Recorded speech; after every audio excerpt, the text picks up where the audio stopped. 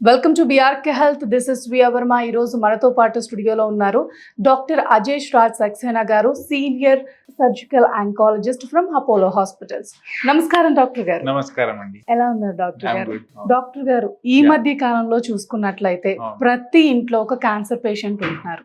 అసలు ఇలా ఎందుకు జరుగుతుంది? క్యాన్సర్ రావడానికి అసలు కారణాలు ఏంటి? క్యాన్సర్స్ రావాలంటే కారణాలు చాలా ఉంటాయి, కానీ మెజారిటీ ఇఫ్ యూ సీ ఈరోజు ప్రతి ఇంట్లో ప్రతి పర్సన్కి ఐదర్ ఎవరైనా ఫ్రెండ్ ఉండొచ్చు, ఫ్యామిలీ మెంబర్ ఉండొచ్చు, ఎవరైనా తెలిసిన వాళ్ళు ఉండొచ్చు.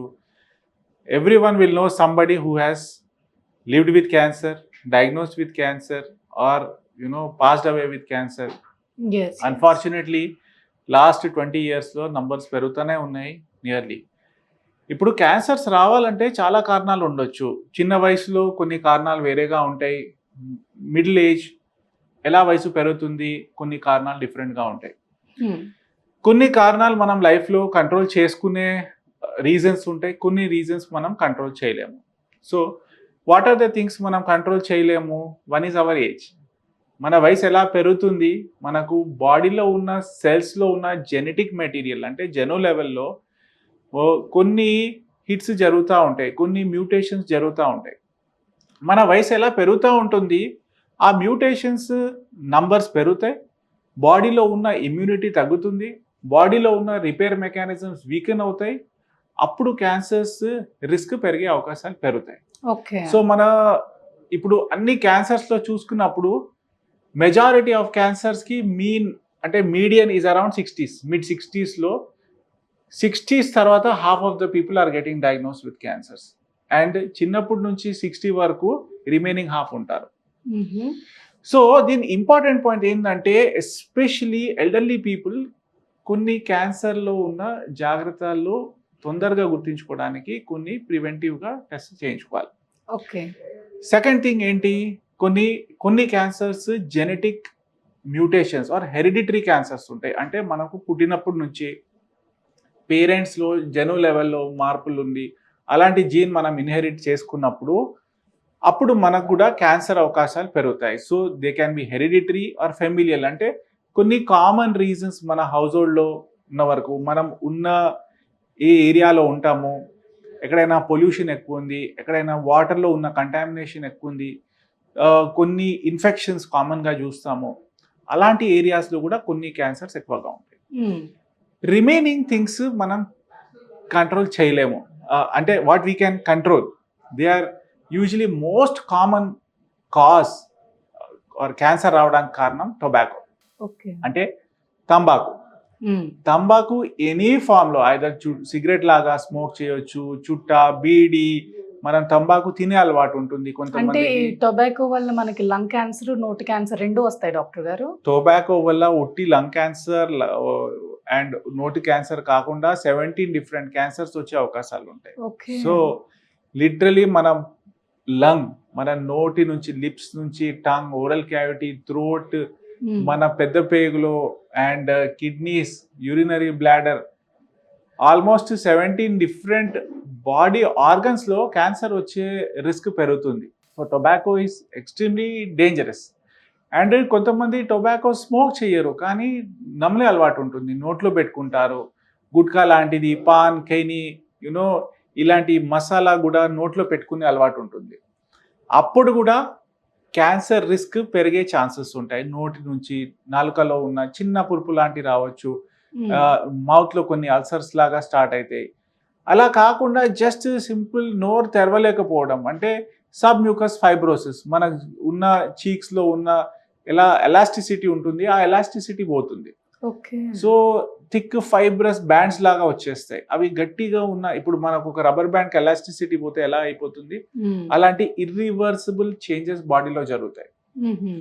సో టొబాకో చూస్ చేసుకున్న రీజన్ కూడా మన భారతదేశంలో one of the most common cancers, oral cavity and lung cancer. Next thing, టొబాకోకు ఉన్న ఫ్రెండ్ ఈజ్ ఆల్కహాల్. అంటే చాలామంది ఎవరు స్మోక్ చేస్తారో వాళ్ళకి మందు తాగే అలవాటు కూడా ఉంటుంది.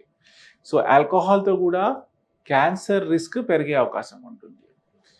కొన్ని వేరే కారణాలు కూడా ఉన్నాయి. ఇప్పుడు మనకున్న ఎన్వైర్న్మెంట్లో, మనకున్న లైఫ్లో ఉన్న ఎక్స్పోజర్స్ మనకు తెలియకుండా జరగవచ్చు. ఎయిర్ పొల్యూషన్, వాటర్ పొల్యూషన్, మన ఫుడ్లో ఉన్న contamination, insecticides, pesticides, hormones, microplastics and మన డయట్లో ఉన్న మన డైలీ లైఫ్ స్టైల్లో మన తిన్న ఫుడ్, మనకున్న స్ట్రెస్, ల్యాక్ ఆఫ్ స్లీప్, ఊబకాయం, ఒబిసిటీ, వెయిట్ ఎక్కువ ఉన్నప్పుడు ఇలాంటి కాంబినేషన్ ఆఫ్ ఫ్యాక్టర్స్ చాలా రోల్ ప్లే చేస్తాయి for a cancer to develop. Okay. So and కొన్ని ఇన్ఫెక్షన్స్ కూడా ఉంటాయి, హెచ్ పైలోరీ లాంటి infection or HPV, human papilloma virus లాంటి ఇన్ఫెక్షన్. దీనికి వ్యాక్సిన్ వచ్చినట్టుంది కదా డాక్టర్ వ్యాక్సిన్ గారు? వచ్చింది కానీ స్టిల్ ఆ వ్యాక్సిన్కి యాక్సెప్టెన్స్ ఇంకా తక్కువనే ఉంది. ఆ వ్యాక్సిన్ వేసుకునే వాళ్ళు కూడా the number is still negligible. Hmm. So vaccine ఉంది, there is a way to prevent some cancers. Still unfortunately majority of cancers కి ఇప్పుడు వరకు ఎగ్జాక్ట్ కారణం ఎవరు గుర్తించుకోలేరు. సో అంటే ఇది రీజన్ is- క్యాన్సర్ రావటానికి అని ఏం చెప్పలేరు. ఎగ్జాక్ట్లీ చెప్పలేము. So this is all combination of factors, దానివల్ల మనకు క్యాన్సర్ రావచ్చు. ఓకే. అండ్ ఇప్పుడు డ్రింక్ చేస్తున్నాము, స్మోక్ Hmm. చేస్తున్నాము, మనం దాంతోపాటు అన్హెల్దీ లైఫ్ స్టైల్ ఉంది, స్ట్రెస్ ఉంది, బాడీ వెయిట్ ఎక్కువగా ఉంది, ఇలాంటి pre existing comorbidities and issues ఉన్నప్పుడు మనకున్న క్యాన్సర్ రిస్క్ పెరుగుతుంది మ్మ్. డెఫినెట్లీ. అండ్ కొంతమంది చెప్తారు, డాక్టర్ గారు నేను అసలు స్మోక్ చేయను, వెజిటేరియన్, నేను నాకు ఎలాంటి బ్యాడ్ హ్యాబిట్స్ లేవు, నాకెందుకు వచ్చింది అంటే మ్మ్. Usually it is by chance, it is a very randomly జరుగుతున్న మ్యూటేషన్స్ మన బాడీలో. సో అలాంటి థింగ్స్ మనం కంట్రోల్ అంటే చేయాలి. ఇప్పుడు క్యాన్సర్ మన బాడీలోకి ఎంటర్ అయిపోయిందని తెలిపే సిమ్టమ్స్ ఏమైనా ఉన్నాయా సో డాక్టర్ గారు? బేసికలీ క్యాన్సర్ మన బాడీలో ఎంటర్ కాదు, మన బాడీలో ఉన్న సెల్స్లోనే కొన్ని మార్పులు వస్తాయి. Okay. So normal cell division అంటే బాడీలో ఉన్న సెల్ ఎప్పుడు డివైడ్ అవ్వాలి, ఎప్పుడు సెల్ డివిజన్ ఆగిపోవాలి, మ్మ్. వెరీ టైట్లీ కంట్రోల్గా ఉంటుంది. మ్మ్. అంటే మనం ఒక క్లాస్ రూమ్లో ఉన్న స్టూడెంట్స్ అనుకోండి, ఫర్ అన్ ఎగ్జాంపుల్, స్టూడెంట్స్కి సిట్ అంటే కూర్చోవాలి, స్టాండ్ అంటే నిలబడాలి, అటెన్షన్ ఆర్ స్టాండర్టీస్ ఎలా ఇన్స్ట్రక్షన్స్ ఇచ్చినప్పుడే వాళ్ళు దాని ప్రకారం ప్రొసీడ్ అవుతారు. మ్మ్. సో అదే సేమ్ డిజార్గనైజ్ క్లాస్ ఉందనుకోండి, అందరు నాటీ చిల్డ్రన్ ఉన్నారు, అస్సలు ఏం మాట వినట్లేదు, టీచర్ చెప్పిన మాట వినట్లేదు, సిట్ అంటే దే ఆర్ స్టాండింగ్, స్టాండ్ అంటే దే విల్ సిట్, వాళ్ళ ఇష్ట ప్రకారం ర్యాండమ్లీ చేస్తున్నారు. సేమ్ థింగ్ మన బాడీలో ఉన్న cells when they are not listening to మన బాడీలో ఉన్న సిగ్నల్స్కి వినట్లేదు, వాళ్ళు సెల్ డివిజన్ ఆగిపోవాలి, డ్యామేజ్ అయిన సెల్ డెత్ అయిపోవాలి, అపోప్టోసిస్ లాంటిది, అండ్ అలాంటి సెల్ మళ్ళీ ఇంకా ఫ్యూచర్గా మన క్లియర్ అయిపోవాలి. అలాంటి క్లియరెన్స్ అవ్వట్లేదు, డేంజరస్ సెల్ డామినేట్ చేసి డివైడ్ అవుతూ పోతుంది. సో ఎలా దట్ కీప్స్ డివైడింగ్, దాంతోపాటు it will take up all the nutrients, మనకున్న ఫుడ్, బ్లడ్ సప్లై పెరుగుతుంది, అవి డబుల్ అవుతూ పోతాయి. So every day they have the doubling time. So ఆ సెల్స్ డబుల్ అవుతూ పోయి they become like lumps, they damage normal cells. And slowly దాని tendency ఏంటి, అది ఒక జాగా ఉండవు, అవి లింఫ్ కణాల ద్వారా, బ్లడ్ ద్వారా వేరే పార్ట్స్కి పాకుతాయి. So once they get into blood స్ట్రీమ్లోకి వెళ్ళిపోయినాయి, ఒకసారి లింఫాటిక్ సిస్టంలో నుంచి ఏ పార్ట్లో స్టార్ట్ అయినాయి, వేరే లింఫ్ గ్లాండ్స్కి స్ప్రెడ్ అయినాయి, ఆర్ బ్లడ్ నుంచి they can get access to whole body, ఏదైనా పార్ట్కి వెళ్ళే ఛాన్సెస్ ఉంటాయి. మ్మ్. So this is how cancer cells divide and develop and they spread. Doctor గారు ఇప్పుడు చిన్న పిల్లల్లో కూడా క్యాన్సర్ కేసులు ఎక్కువ చిన్న అవుతున్నాయి పిల్లల్లో కదా, కూడా ఇలా కొంత- ఎందుకు జరుగుతుందంటారు? సో చిన్న పిల్లల్లో ఇలాంటి ఎక్స్పోజర్స్ ఉండవు, వాళ్ళకు యంగ్ ఏజ్లో ఇప్పుడు స్మోకింగ్ లాంటిది, ఒబిసిటీ ఇలాంటి ఎక్స్పోజర్స్ ఉండవు, కానీ వాళ్ళకు జెనెటిక్ లెవెల్లో ఏదో ర్యాండమ్లీ ఏదో సెల్ డివిజన్ అప్పుడు మ్యూటేషన్ జరిగింది. మ్మ్.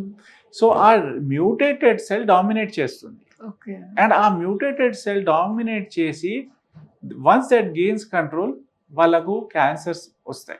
మ్మ్. సో కామన్లీ చిన్నపిల్లల్లో చూస్తున్న క్యాన్సర్స్ కొన్ని డిఫరెంట్గా ఉంటాయి. దే ఆర్ నాట్ లైక్ పెద్ద వయసులో మేము ఏం చేస్తాము, lung cancer, colon cancer, endometrial cancer, ovarian cancer, ఇవి ఎక్కువగా చూస్తాము, బ్రెస్ట్ క్యాన్సర్. చిన్నపిల్లల్లో ఉన్న cancers most commonly leukaemias, blood cancers, okay. lymphomas, where cell division is very fast and bone tumours, కొన్ని thyroid tumours, eye tumours, brain tumours, kidney tumours, ఇలాంటి tumours కొన్ని different spectrum of cancers చిన్నపిల్లల్లో చూస్తాం. And again majority of ఇలాంటి క్యాన్సర్స్కి కారణం ఏంటంటే this is a random mutation.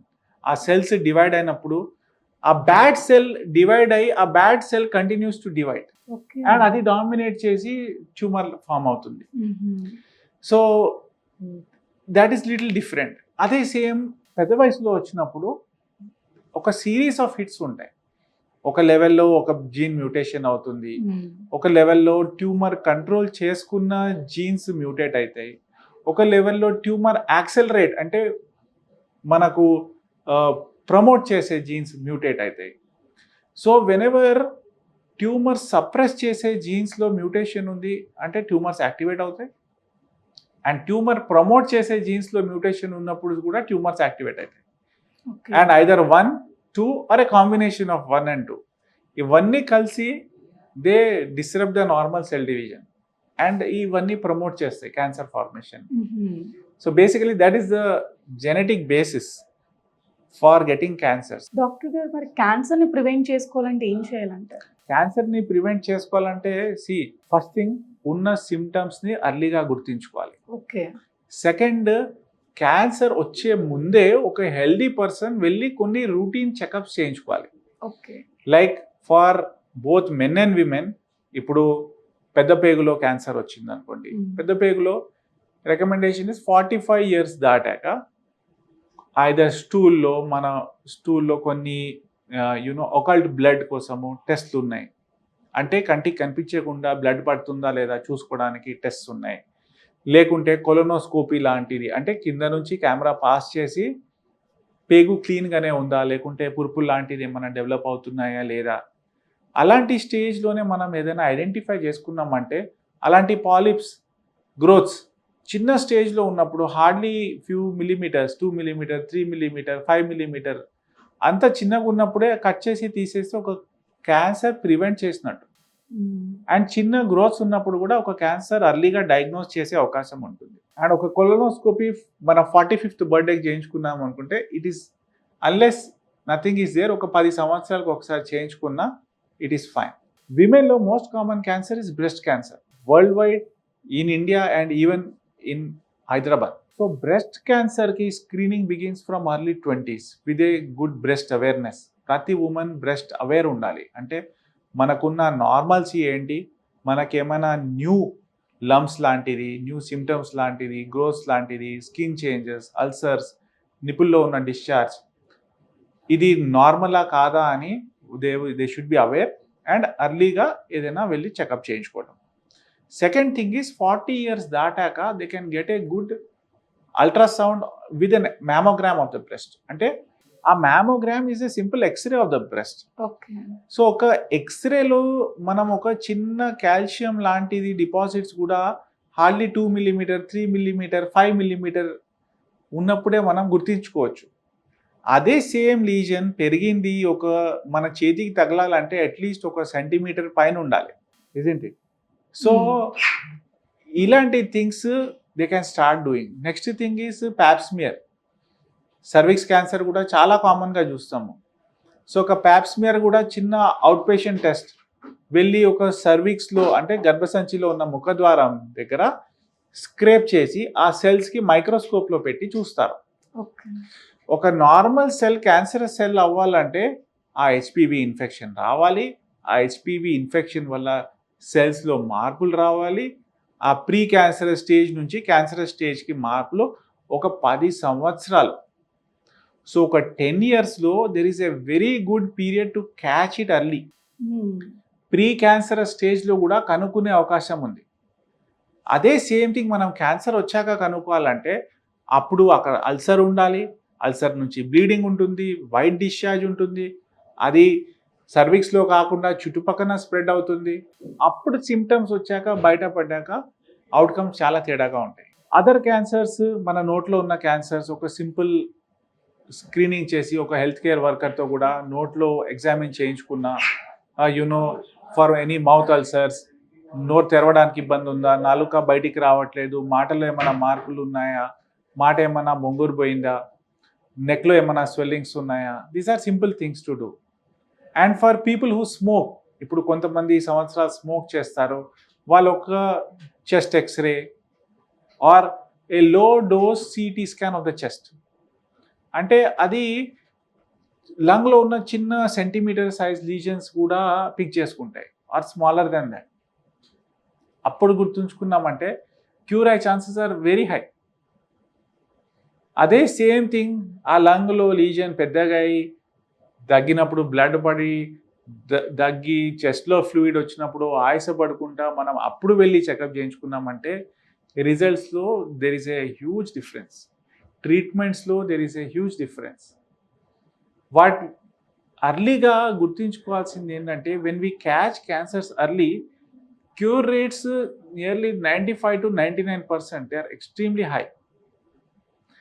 అదే same thing when we catch them late, ఒక్కసారి లింఫ్ గ్లాండ్స్కి పాకినాయి, వేరే parts lung, liver, bone, brain, కడుపులో వేరే పార్ట్స్లో స్ప్రెడ్ అయినాక మనం కనుక్కున్నామంటే ఆ సేమ్ సర్వైవల్, క్యూర్, ట్రీట్మెంట్స్ అన్నీ కాంప్లికేటెడ్ అయిపోతాయి.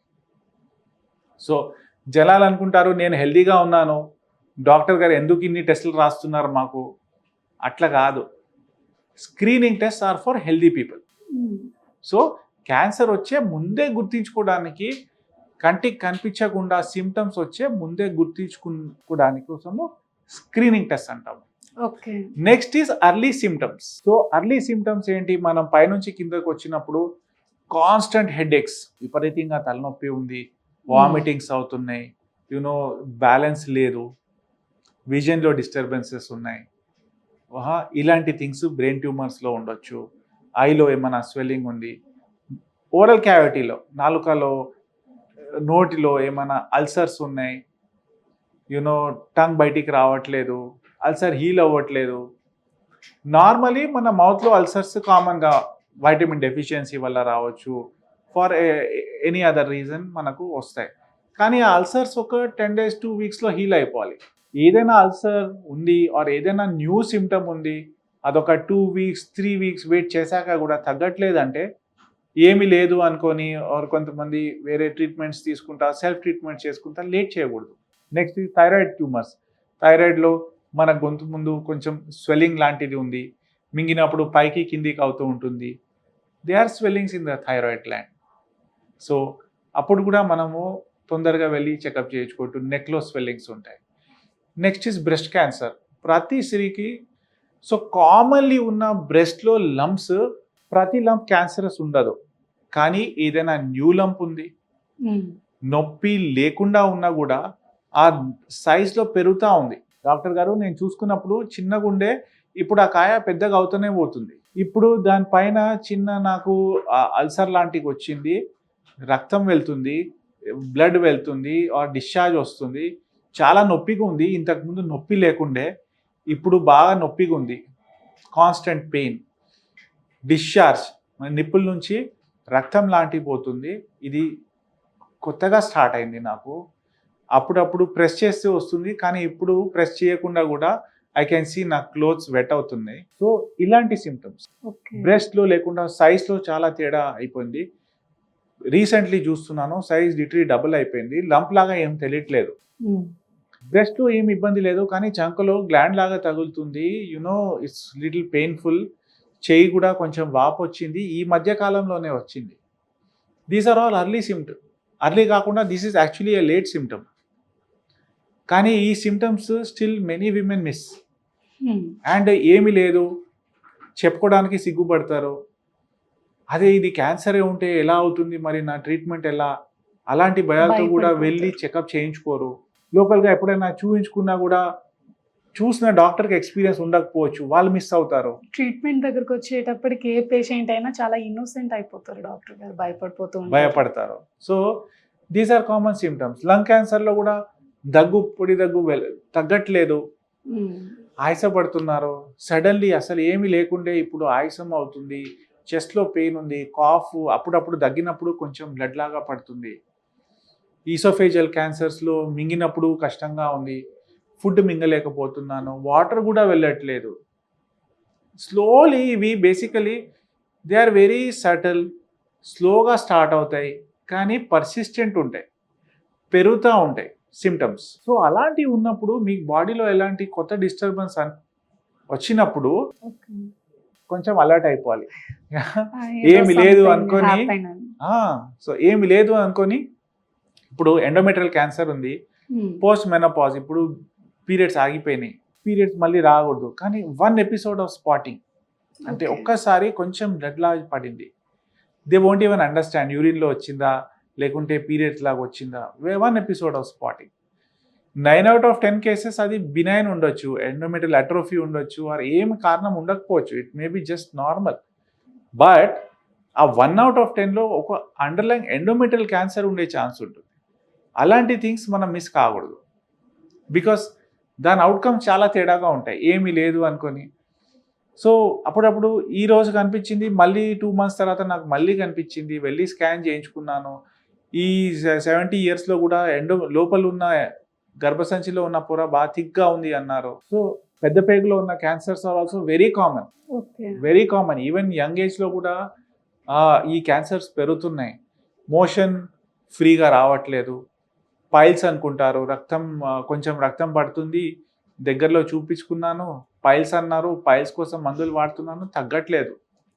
అప్పుడు అంటే ఈ సిమ్టమ్స్ వచ్చి ఇవి క్యాన్సర్ త్రూ సిమ్టమ్స్ ఇవి కూడా అయ్యి రెండు ఉండొచ్చు. ఇప్పుడు మోషన్లో రక్తం పడుతుందంటే అది పైల్స్ ఉండొచ్చు, ఫిస్టులా ఉండొచ్చు, డైవర్టికులర్ డిజీజ్ ఉండొచ్చు, most importantly cancer. So before we say ఏమీ లేదు, ఒక ప్రాపర్ చెకప్ చేయించుకొని thoroughly evaluate, don't miss a cancer. ఇప్పుడున్న క్యాన్సర్ ట్రీట్మెంట్లో అడ్వాన్స్ టెక్నాలజీస్ ఏమొచ్చాయి డాక్టర్ గారు? సో క్యాన్సర్ ట్రీట్మెంట్స్ అనుకుంటే ఎర్లీ క్యాన్సర్స్లో surgery is the main treatment. ఆ ఎఫెక్ట్ అయిన పార్ట్ని మనము తీయాల్సి వస్తుంది. ఎలా క్యాన్సర్స్ స్టేజ్ పెరుగుతుంది, ఒక ట్రీట్మెంట్ సరిపోదు, మనకు కాంబినేషన్ ఆఫ్ ట్రీట్మెంట్స్ చేయాల్సి వస్తుంది. So surgery, chemotherapy, radiation, hormonal, targeted immunotherapy, they are many things which are there. Most importantly 2 cancers ఎప్పుడు సేమ్గా బిహేవ్ చేయవు, they are not the same. And ఈ కాలంలో we don't treat blanket treatments లేవు. We have to see ఈ పేషెంట్లో ఎలాంటి మార్పులు ఉన్నాయి, ఈ క్యాన్సర్ బిహేవియర్ ఎలా ఉంది, ఏ సీక్వెన్స్లో ట్రీట్మెంట్ చేస్తే they will benefit. Targeted therapies, precisely targeted medicines ఏమైనా వాడొచ్చా, ఇమ్యూనోథెరపీకి ఏమైనా రోల్ ఉందా లేదా, సో కాంబినేషన్స్ ఆలోచించాల్సి వస్తుంది. Surgically the best advancement is minimal access surgery. అంటే కీ హోల్స్తో మేము ఇలాంటి సర్జరీస్ చేసినప్పుడు పేషెంట్స్ త్వరగా రికవర్ అవుతారు. వాళ్ళకి చిన్న కట్స్ ఉంటాయి, నెక్స్ట్ డేనే లేచి నడవచ్చు, పెయిన్ చాలా తక్కువగా ఉంటుంది.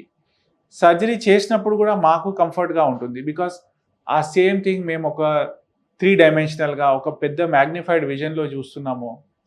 సో లేయర్ బై లేయర్ వెళ్తాము, బ్లీడింగ్ ఇస్ లెస్, క్లీన్ ప్లేన్స్తో ఉంటాయి. ఎలాంటి డిఫికల్టీ ఉన్నా లేకుంటే ట్యూమర్స్ అడ్వాన్స్గా ఉన్నప్పుడు అవసరమైన ఓపెన్ చేయాల్సి వస్తుందంటే ఎస్, డెఫినెట్లీ చేసి క్యాన్సర్ ప్రిన్సిపల్స్ ఫాలో అవుతూ ఇలాంటి సర్జరీస్ చేయాలి. ఈ రోబోటిక్ సర్జరీ ఏ క్యాన్సర్స్ కి యూజ్ చేస్తారు? సో రోబోటిక్ సర్జరీస్ సేమ్, మన లంగ్ క్యాన్సర్ అనుకోండి, ఈసోఫేజియల్ క్యాన్సర్, అంటే సెన్సిటివ్ పార్ట్స్ కి యూజ్ చేస్తారా? సెన్సిటివ్ పార్ట్స్ లేదు. ఇప్పుడు ఎక్కడ మనకు లోపల ఛాతీలో కడుపులో ఆర్గన్స్ యాక్సెస్ చేయాలంటే, అదే ఓపెన్ సర్జరీ చేయాలంటే పెద్ద కట్ ఇచ్చి పైనుంచి కింద వరకు పెద్ద కట్ ఇచ్చి మనకు చేయి వెళ్ళడానికి కొంచెం ప్లేస్ ఉండి, అక్కడ మళ్ళీ రిట్రాక్ట్ చేసి ఆ ప్లేస్కి వెళ్ళడానికి we need a bigger access. So ఆ సేమ్ బిగ్గర్ యాక్సెస్లో చిన్న కీ హోల్స్ ద్వారా we put the instruments inside. అవి రిస్టెడ్ ఇన్స్ట్రుమెంట్స్ ఉంటాయి. సో ఆ ఆర్మ్ మనం ఎలా అనుకుంటామో అలా తిరుగుతుంది, 360 degrees రిస్ట్ లాగా మూవ్మెంట్ ఉంటుంది. సో మన చేయి లోపల వెళ్ళకుండా ఆ same movements we can control with the fingers. So same things మనము ఆ లోపల ఉన్న vision we see on a camera, 3 dimensionally magnified vision, high resolution. So ఒక్కొక్క లేయర్ ఈజ్ బెటర్ అప్రిషియేటెడ్. మన కంటికి ఎలా కనిపిస్తుంది దానికంటే ఇంకా బెటర్గా అప్రిషియేట్ చేసుకోవచ్చు. కానీ స్టిల్ మనకు చిన్న ఇన్సిషన్లో ఆ ఎఫెక్ట్ అయిన పార్ట్ చిన్న ఇన్సిషన్ ఇచ్చి తీసేస్తాము. So that's where robotic surgery also helps. And colon cancers అనుకోండి, uterine cancers, liver cancers, pancreatic cancers, rectal cancers, ఇలాంటి అన్ని క్యాన్సర్స్లో మినిమల్ యాక్సెస్ సర్జరీ చాలా హెల్ప్ఫుల్గా ఉంటుంది. డాక్టర్ గారి కీమోథెరపీ, రేడియోథెరపీ ఏ సమయాల్లో చేస్తారు డాక్టర్ గారు? దీంట్లో హైపెక్ ఈ surgical issue. So I will speak the next aspect. Okay. ఇంకో advancement should I say, so సర్జరీలో ఇంకో అడ్వాన్స్మెంట్ ఈజ్ ఏ హైపెక్ హీటెడ్ కీమోథెరపీ మేము కడుపులో ఇవ్వచ్చు. సో కొన్ని క్యాన్సర్స్ కడుపులో షెడ్ అయ్యి కడుపులో పాకుతాయి. అలాంటి క్యాన్సర్స్ కంట్రోల్ చేసుకోవాలంటే బ్లడ్లో ఇచ్చిన కీమోథెరపీ అప్పుడప్పుడు అక్కడ సరిగా అందకపోవచ్చు. అలాంటి థింగ్స్లో ఏం చేస్తామంటే కాంబినేషన్గా బ్లడ్లో కీమోథెరపీ కొన్ని సైకిల్స్ ఇస్తాము, దెన్ సర్జరీ చేసి ఎఫెక్ట్ అయిన పార్ట్స్, ఎఫెక్ట్ అయిన కడుపులో ఎంత స్ప్రెడ్ ఉంది, ఆ ఎఫెక్ట్ అయిన లైనింగ్ మొత్తం తీసేశాక హీటెడ్ సొల్యూషన్ ద్వారా కడుపులో కీమోథెరపీ ఇచ్చే అవకాశం ఉంది. So this is another very interesting and useful concept. So ఇలాంటి ట్రీట్మెంట్స్ ఆ same time at the time of సర్జరీనే ఇలాంటి కీమోథెరపీ డెలివర్ చేసి మేము మళ్ళీ క్లోజ్ చేస్తాము. సో ఆ హీటెడ్ సొల్యూషన్ ఒక 30 minutes to 1.5 hours రన్ అవుతూ పోతుంది. ఎస్పెషలీ అడ్వాన్స్డ్ ఓవేరియన్ క్యాన్సర్స్లో, మనకు అపెండిక్స్లో వచ్చిన ట్యూమర్స్లో, అప్పుడప్పుడు కొన్ని పెద్ద పేగులో ఆర్ స్టమక్ క్యాన్సర్స్ లాంటి కడుపులో స్ప్రెడ్ అయినప్పుడు ఇలాంటి క్యాన్సర్స్లో ఉన్న పేషెంట్స్కి బెనిఫిట్స్ ఉంటాయి. ఈ థెరపీస్ యూజ్ చేయటం వల్ల ఉమెన్ ప్రెగ్నెంట్ అయ్యే ఛాన్స్ ఉందా డాక్టర్ గారు, ఆడవాళ్ళలో కనుక ఇది యూజ్ చేస్తే? See as far as possible ఇప్పుడు ఓవరీస్ డ్యామేజ్ కాలేదు, ఓవరీస్లో ఉన్న ఎగ్ రిజర్వ్ బాగానే ఉంది, యూట్రస్ ఇంటాక్ట్ ఉంది, అప్పుడు ప్రెగ్నెన్సీ రేట్స్ ఆర్ ఫైన్. అప్పుడప్పుడు కీమోథెరపీ వల్ల ఎగ్ రిజర్వ్ తగ్గొచ్చు అండ్ మగవాళ్ళలో కూడా స్పర్మ్ కౌంట్స్ తగ్గే అవకాశాలు ఉంటాయి. సో ఇలాంటి పేషెంట్స్కి మేము especially young patients, family complete కాలేదు, కీమోథెరపీ ఆర్ రేడియేషన్ ఇలాంటి అవసరం ఉన్నప్పుడు we consult a fertility specialist. వాళ్ళకున్న ఎగ్స్ ఫ్రీజ్ చేయించుకుంటాము, లేకుంటే embryos preserve, if they are married embryos preserve చేసుకోవచ్చు, స్పర్మ్ ప్రిజర్వ్ చేసుకోవచ్చు. సో దట్ వాళ్ళ క్యాన్సర్ ట్రీట్మెంట్ అయిపోయినాక they can go back to their normal life, మళ్ళీ ఫ్యామిలీ ప్లాన్ చేసుకోవచ్చు, they can lead a normal life. Thank you doctor గారు, Thank you అండి. Information ఇచ్చారు. నమస్కారం. థ్యాంక్ యూ అండి.